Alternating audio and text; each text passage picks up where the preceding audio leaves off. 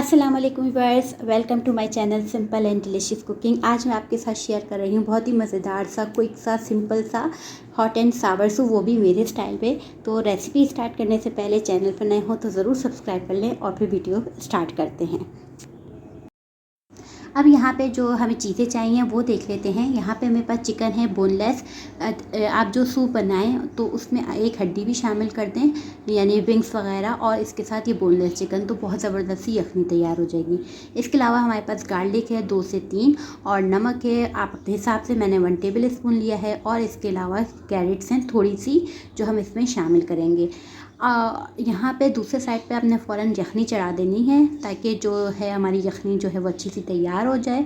तो यहाँ पे मैंने तकरीबन 4 गिलास के करीब पानी इस्तेमाल कर रही हूँ। पानी डाला, चिकन डालेंगे और साथ में इसमें सॉल्ट जो है हम बाद में भी एडजस्ट कर सकते हैं, कम और ज़्यादा होगा तो ये होगा कि हमें कोई मसला नहीं होगा, तो पहले ही थोड़ा हल्का हाथ रखेंगे। इसके अलावा हमने गार्लिक भी डाल दिया और कैरेट्स भी डाल दी। यहाँ पे हम यखनी बना लेंगे। तकरीबन ये 15-20 मिनट में हमारी यखनी तैयार हो जाएगी अच्छी सी, और उसको हम यखनी को अलग कर लेंगे और सब चीज़ों को अलग कर लेंगे।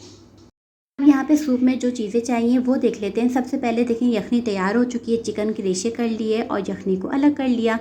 साथ में यहाँ पे मैंने कैबेज लिया है, इसको मैंने बारीक बारीक कट कर लिया है।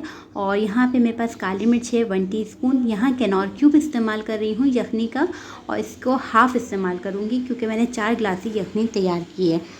तो इसके अलावा नमक है, यहाँ पे कैरेट्स हैं, देखिए बारीक बारीक कट कर लिए है। शिमला मिर्च ले ली है, इसको भी हमने बारीक बारीक काट लिया है। ठीक, यहाँ पे मेरे पास चिली सॉस है, यहाँ पे तकरीबन 2 टेबल स्पून के, क्योंकि हॉट एंड स्पाइसी टाइप का थोड़ा सा होगा।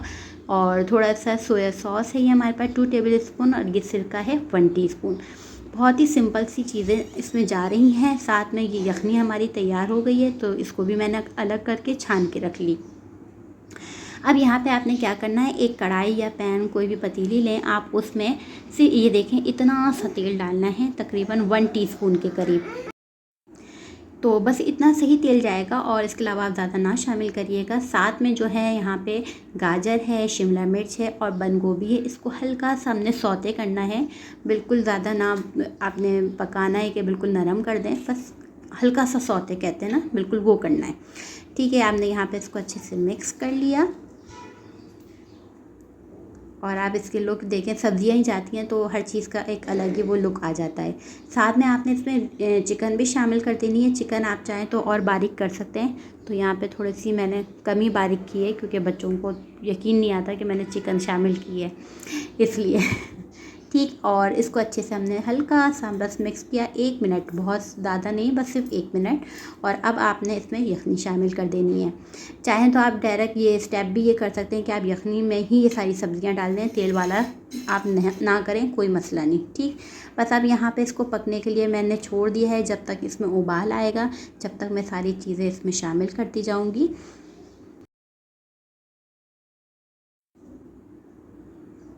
यहाँ पे देखें, यहाँ पे जो है वो काली मिर्च, नमक और कैनौर क्यूब आप शामिल कर दें, इससे यखनी का बहुत अच्छा टेस्ट आ जाता है।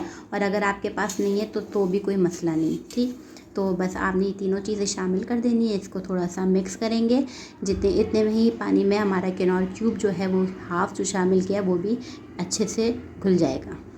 ठीक, यहाँ पे ये हो गया मिक्स। और अब आपने इसमें चीज़ें शामिल करेंगे। यहाँ पे मैं सिरका शामिल कर रही हूँ, और साथ में इसमें चिली सॉस शामिल कर देंगे। साथ में हम इसमें सोया सॉस शामिल कर देंगे। ये तीनों बस चीज़ें जाएंगी, और इसको आपने उबाल आने तक थोड़ा सा पका लेना है।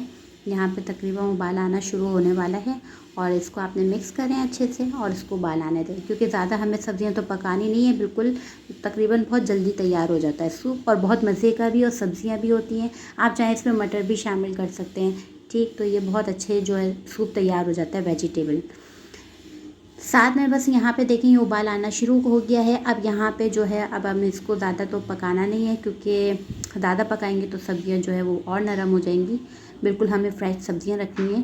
साथ में यहाँ पे देखें, मैंने तकरीबन 3 टेबल स्पून कॉर्नफ्लावर लिया है, और इसमें तकरीबन 2 से 3 टेबल स्पून ही पानी शामिल कर दूँगी। इसको अच्छे से मिक्स कर लें, कैसे घोल लें, और इसमें आप शामिल कर दें। अब आपके सूप की क्वान्टिटी पर है, डिपेंड करता है कि आप कितना गाढ़ा रखना चाहते हैं, तो आप उस हिसाब से इसमें और कॉर्नफ्लावर शामिल करके भी इसमें ऐड कर सकते हैं।